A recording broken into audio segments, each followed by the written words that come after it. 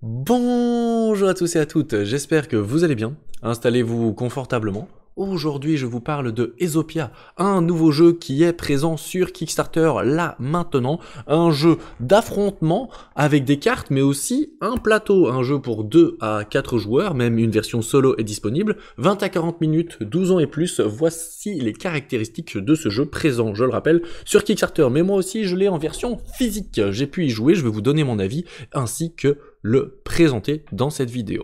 Alors pour le présenter, on va voir la page Kickstarter, évidemment c'est une bonne base, vous voyez qu'il est marqué en italien, en anglais et en français, donc ça c'est quelque chose qui pourra peut-être vous intéresser. La version que je vous présente ici, moi, c'est en anglais évidemment parce que je l'ai reçu en avance pour pouvoir justement y jouer.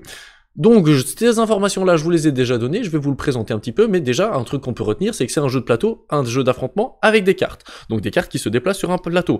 Vous allez pouvoir choisir vos différentes armées, il y a vraiment une grande rejouabilité qui est présente dans ce jeu. Vous avez énormément de factions, vous appelez ça comme vous voulez, de peuples différents. Les règles sont extrêmement simples, vous avez différents types de cartes que vous allez pouvoir découvrir. La gestion du mana, je vais vous en parler un petit peu plus loin, mais voilà, je voulais vous présenter tout d'abord un petit peu la page Kickstarter, parce que je trouve qu'une page Kickstarter, ça montre très facilement si le projet il est sérieux ou si ça ressemble un petit peu à rien, et là, ça se voit, c'est un projet sérieux, on vous explique tout très clairement. Mais pour pouvoir vous parler de ce jeu, on va utiliser les magnifiques vidéos de présentation d'Esopia. Vous voyez que là c'est mis en place évidemment pour vous montrer tout d'abord peut-être quelque chose qui pourrait vous plaire, c'est l'aspect graphique du jeu. Vous voyez que là vraiment ça ressemble vraiment littéralement à ça. Ensuite vous voyez qu'il y a des petits jetons, il y a tout du matériel, je vais vous faire de la présentation de matériel juste ensuite dans la vidéo, du déplacement de créatures, on attaque, on essaye de détruire le royaume de son adversaire, et évidemment il y a différentes possibilités d'attaquer à distance, il y a des possibilités d'attaquer au corps à corps, il y a des effets, des sorts que vous pouvez jouer. Donc en fait tout ça, vous allez me dire, ça ne change pas grand chose par rapport à d'habitude. En fait ce qui change essentiellement, c'est tout d'abord très clairement le fait que vous jouez sur un plateau, vous allez déplacer vos créatures sur un plateau. Déjà ça c'est une première des choses qui se modifie par rapport aux jeux de cartes, trading card game habituels ou même living card game habituels, les jeux de cartes collectionnés ou les jeux de cartes évolutifs. En plus de ça, vous allez utiliser tout un système d'évolution. Vous voyez qu'il y a beaucoup de cubes qui sont présents sur le jeu, mais justement parce que vous allez utiliser ces cubes et faire augmenter vos créatures, et vous avez ces cubes là pour vous en souvenir. Qui plus est, vous avez votre royaume, vos effets, tout ça c'est présent dans d'autres jeux, mais c'est bonifié dans celui-ci avec vraiment le système de map. Vous voyez que vous pouvez même vous déplacer d'une map à l'autre quand vous jouez en 2 contre 2 parce que oui, il y a un mode de combo, donc il y a différents modes qui sont vraiment présentés dans ce jeu qui s'appelle Esopia, Esopia, je ne sais pas trop comment je dois le prononcer, moi j'ai envie de prononcer Esopia.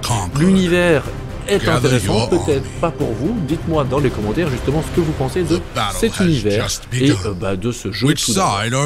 Ensuite, qu'est-ce que je voulais vous montrer, c'est un petit peu le côté matériel. Oui, parce qu'il y a eu un gros travail sur l'aspect des cartes, sur les dés, sur les petits dés que vous allez pouvoir utiliser, sur les dés de mana, je vais en revenir sur l'histoire du mana, rassurez-vous. Donc là, je voulais vous montrer un petit peu brièvement, comme ça vous voyez comment ça fonctionne. Ah oui, il y a eu un travail qui a été fait aussi, simplement, vous vous souvenez, dans la plupart des jeux, vos créatures, elles arrivent endormies. Et bien ici, il y a vraiment un système, une petite barre sur la map que vous avez pu voir dans la vidéo, qui vous dit d'où mettre votre carte quand elle est endormie, voilà, par exemple là, et ensuite, quand vous arrivez à la fin de votre tour, vous avancez votre carte pour dire qu'elle est éveillée. Là, les dés que vous voyez, les petits jetons, ils seront améliorés évidemment, sauf les dés, parce que les dés, ils sont vraiment déjà super géniaux, je les ai juste devant moi, et ceci, c'est une vidéo de Esopia qui bug un petit peu à la fin, évidemment, c'est toujours l'habitude.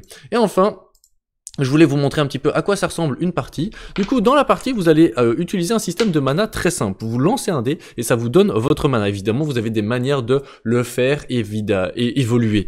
Ensuite, grâce à ce mana, vous allez invoquer des cartes. Cette carte-là, par exemple, elle coûte 1. Vous la rentrez en jeu et vous la rentrez devant vous. À partir de là, vous allez pouvoir faire différents mouvements. Certaines cartes vous permettent de faire des mouvements. Certaines vous ne permettent pas de vous déplacer. Et pour attaquer, c'est extrêmement simple. À votre tour, vous avancez vos créatures créature, et si une carte est adjacente, eh bien vous allez pouvoir l'attaquer. Et pour l'attaque, eh bien ça se passe très simplement, vous évaluez votre attaque par rapport à la défense de l'adversaire, et inversement, l'adversaire vous inflige des dégâts d'attaque, et vous subissez des dégâts par rapport à votre défense. Vous voyez qu'il y a différentes cartes qui ont différents effets, ici ça vous le montre très très bien, c'est pour ça que je voulais le mettre dans la vidéo. Vous voyez que, ben voilà, il y a différents effets de cartes, il y a différents pouvoirs, en fonction de si j'ai pris des dégâts, je dois lancer, je gagne du mana, je gagne de la possibilité aussi peut-être de me défendre, j'utilise du mana pour pouvoir faire des plus gros sorts. Vous allez voir tout ça un petit peu, je vais vous le présenter dans les cartes qui sont devant moi, mais je trouve que c'est ça qui fait vraiment quelque chose de très très fort. Là, vous voyez, il invoque une grosse créature, une 5/5, et ensuite il invoque encore une 7. Il y a des créatures très très rares, donc je trouve que c'est cool de vous les montrer. Évidemment, chacune de ces créatures a différentes capacités. Encore une fois, si vous aimez les jeux de cartes, et que vous aimez bien vous affronter, que vous avez envie un petit peu avec un côté jeu de plateau, ben je vous invite à vous intéresser à ce jeu. Il pourrait vraiment vous correspondre. Par rapport au système de mana, je disais, vous lancez des dés et vous avez du mana. Il y a plein de manières, vous voyez un petit peu dans cette vidéo, de relancer les dés, de faire différentes attaques avec les créatures. Mais ce qui se passe aussi, qui est très très chouette, c'est qu'à la fin de votre tour, vous allez piocher une carte dans votre paquet. Mais vous pouvez décider, au lieu de piocher une carte dans votre paquet, eh bien de prendre une carte dans le paquet de mana. Du coup, il y a un paquet de mana qui est disponible, qui est commun aux deux joueurs, et justement, ben, vous êtes sûr et certain de gagner du mana dans votre main que vous allez pouvoir dépenser pour avoir plus de mana que simplement sur vos dés, parce qu'il y a des cartes qui coûtent très très cher, et donc vous allez avoir obligatoirement la nécessité de stocker du mana ou d'en gagner autrement. Donc déjà, ça c'est quelque chose qui est chouette. Il n'y a pas de mana dans votre deck.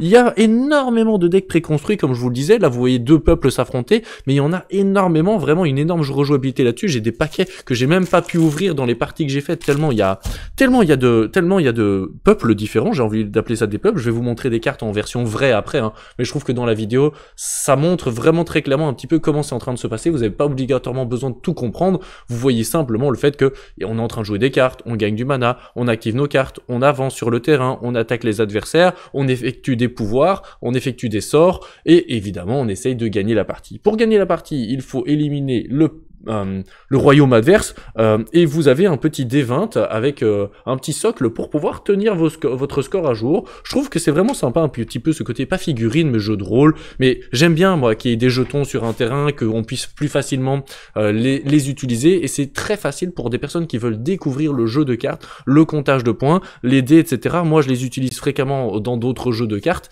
parce que même moi qui connais bien les cartes, etc., c'est toujours plus facile d'avoir un dé qui vous rappelle, et vous n'avez pas besoin de vous en souvenir. Donc j'ai expliqué le système de mana qui est vraiment très cool. Vous voyez qu'il y a une ligne ici, cette ligne-ci ici.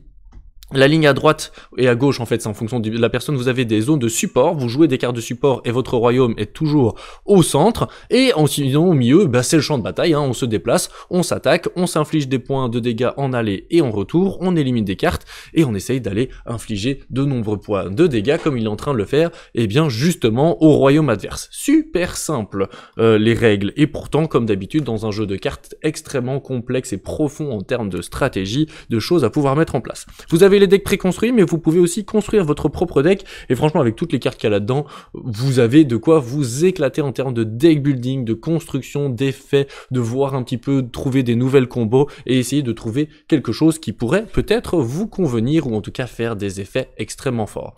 Voilà, j'ai fait un petit peu le tour de ce jeu. Vous voyez qu'il y a un mode 1 contre 1, 2 contre 2, un solo mode et un mode coopératif, donc il y a vraiment de tout. Il y a différents exemples de matchs, il y a un exemple de match en solo, donc c'est une expansion.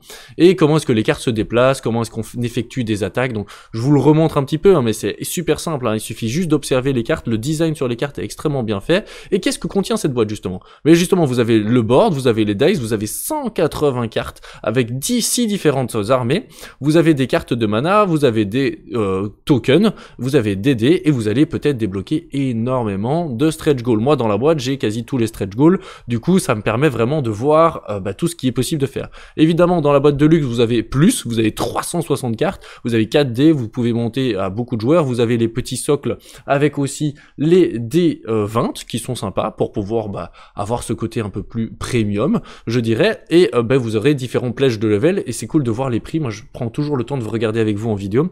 Pour 60 €, vous avez vraiment une grosse boîte, je vais vous la remontrer en version vraie après, mais vous avez tout ce qu'il faut dedans. Pour 110 €, vous avez la boîte Deluxe, et le Supreme Kit pour 1500 €, vous avez tous les stretch goals, toutes les add-ons, mais tu peux avoir ta face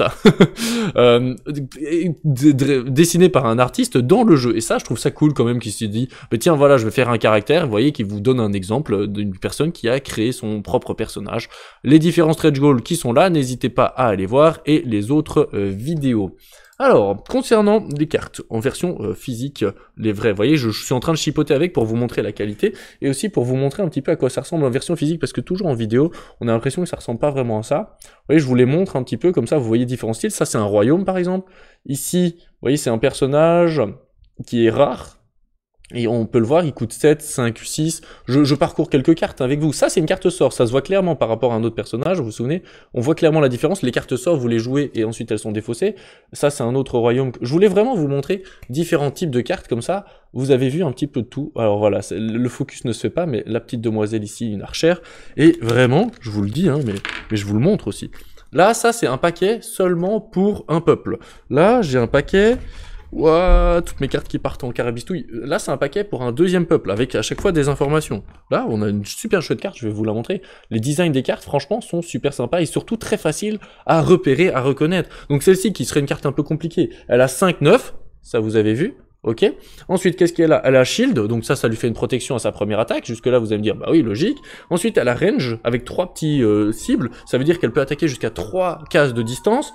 Et elle va infliger 1 point de dégâts à tous les ennemis, toutes les créatures ennemies qui sont déployées sur la même ligne qu'elle. Et enfin, elle a un petit triangle. Le petit triangle tout en bas, ça lui indique le fait qu'elle peut se déplacer de 1 mouvement. Certaines cartes ont plusieurs triangles qui leur permettent de se déplacer de plusieurs mouvements.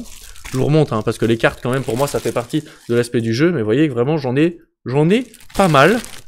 La map, sur l'écran, vous imaginez comment je suis en train d'essayer de l'ouvrir complètement.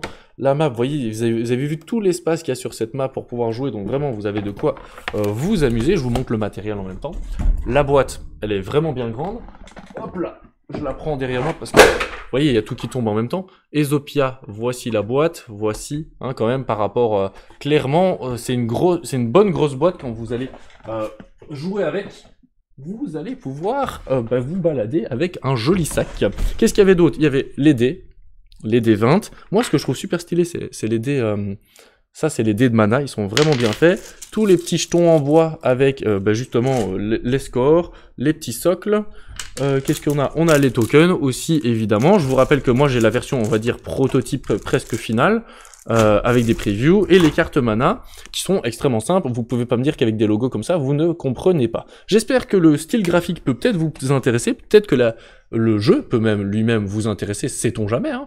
En tout cas, moi je l'apprécie beaucoup, j'ai bien aimé jouer mes premières parties, et je trouve que il apporte encore quelque chose par rapport à tous les jeux de cartes. Je trouve que ça c'est vraiment super sympa, c'est un bon jeu de cartes, voilà. Si vous aimez les jeux de cartes, et vous savez comme j'aime les jeux de cartes, on pourrait peut-être se retrouver là-dedans. Ils ont fait aussi un petit card books, je vais vous montrer ça, parce que je trouve ça sympa. Ça vous permet un petit peu de voir les différentes cartes avec le super jeu, le card book, un carte boot de catalogue, comme ça vous pouvez aller voir les différentes cartes, vous rendre compte un petit peu de ce qu'il est possible de faire. Vous voyez que franchement en termes d'illustration, il y a eu du boulot sur les illustrations, il y a vraiment eu un gros boulot sur les différentes illustrations. Je sais pas si... Voilà, oui, il y en a d'autres. Alors, peut-être que j'ai pas choisi les meilleurs, hein, mais en fait, je les prends vraiment au hasard, hein. J'ai pas fait de sélection particulière. Je vous montre différentes illustrations. Le jeu, il est simple à appréhender, difficile à maîtriser. Évidemment, vous savez que ça, c'est le genre de choses qui me plaît énormément dans ce genre de jeu, parce que, je sais pas pourquoi, en fait, je suis fan des jeux de cartes. Moi, je suis fan des jeux de cartes, je suis fan des jeux de cartes. Qu'est-ce que vous voulez que je vous dise? Je ne sais pas pourquoi. Voilà, on termine tout doucement cette vidéo, j'espère qu'elle vous a plu, dites-moi ce que vous en pensez dans les commentaires, n'hésitez pas à liker, commenter, partager et vous abonner, n'hésitez pas non plus à aller suivre la page Kickstarter de Esopia et leur chaîne YouTube pour en apprendre plus et peut-être suivre ce jeu. Sur ces belles paroles, je vous souhaite d'éliminer votre adversaire rapidement, bisous, bye bye.